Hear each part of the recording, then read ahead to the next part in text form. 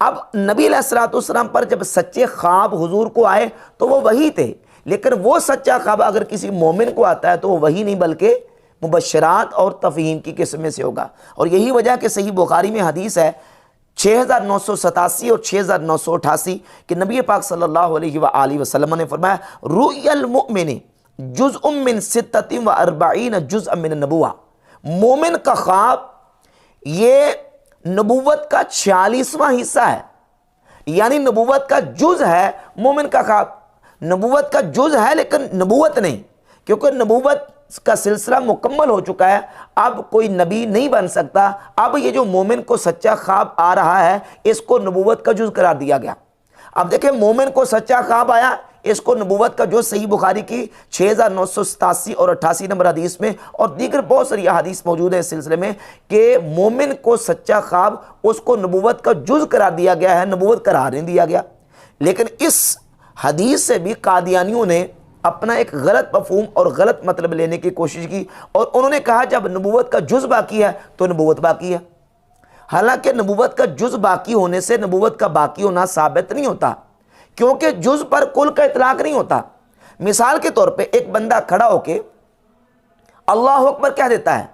تو اب اس کے کھڑا ہو کے اللہ اکبر کہنے کو آپ اذان نہیں کہہ سکتے، یہ اذان کا جز ہے لیکن اذان نہیں۔ کوئی بندہ کھڑا ہو کے سبحانک اللہم و بحمدک پڑھ دیتا ہے، تو اب اس سبحانک اللہم و بحمدک کو آپ نماز نہیں کہہ سکتے، یہ نماز کا جز ضرور ہے لیکن مکمل نماز نہیں ہے۔ آپ ایک داغے کو کپڑا نہیں کہہ سکتے، ایک اینٹ کو عمارت نہیں کہہ سکتے، تو جز کو آپ کل کا نام نہیں دے سکتے۔ سچا خواب یہ نبوت کا جز ہے صحیح بخاری کی 6987-88 نمبر حدیث کے مطابق، لیکن نبوت نہیں ہے۔ اسی طریقے سے آپ دیکھیں کہ